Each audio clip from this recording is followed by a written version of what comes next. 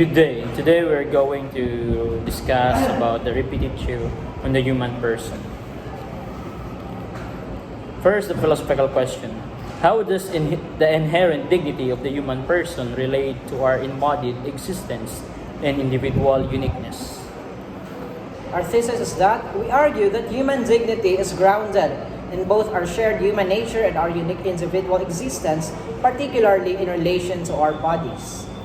One point from Yusuf Seifert is that human dignity is rooted in the objective whatness or essence of the human person, specifically their rational nature and spiritual soul.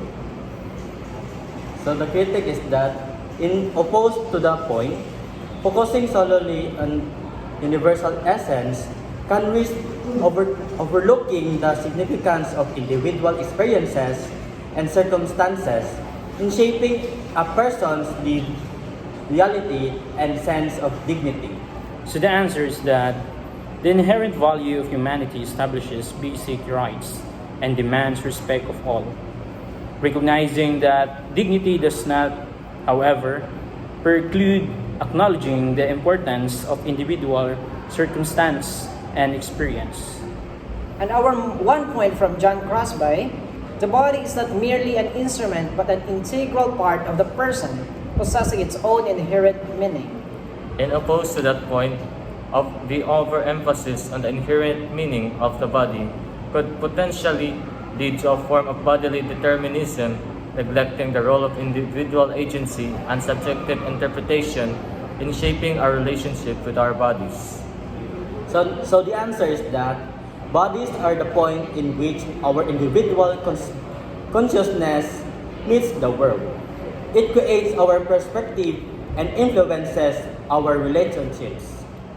And so the other point of Joseph Seifert is that body is beyond a biological object. It is rather an essential part in determining the uniqueness of an individual.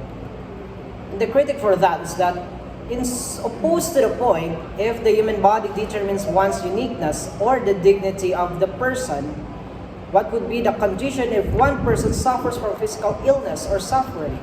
To answer, dignity of the person is not diminished by physical conditions because dignity is grounded in the person's nature as a rational, free, and self-determined being. So the first insight, recognizing the inherent value of humanity requires proactive effort, safeguarding our own dignity and the dignity of others. So the second insight is that balancing the objective and subjective realities of the body is a delicate dance, but it is one that is essential for understanding what it means to be a human person. Our third insight, human dignity is defined by external attributes or physical states, but by the innate value of the person's rational and moral nature, which persists regardless of individual circumstances. In conclusion, through the objective value inherent in human nature and the subjective significance of individual experience and embodied existence, we can arrive at a comprehensive understanding of what it means to be a human person. And that will be all. Thank you and God bless.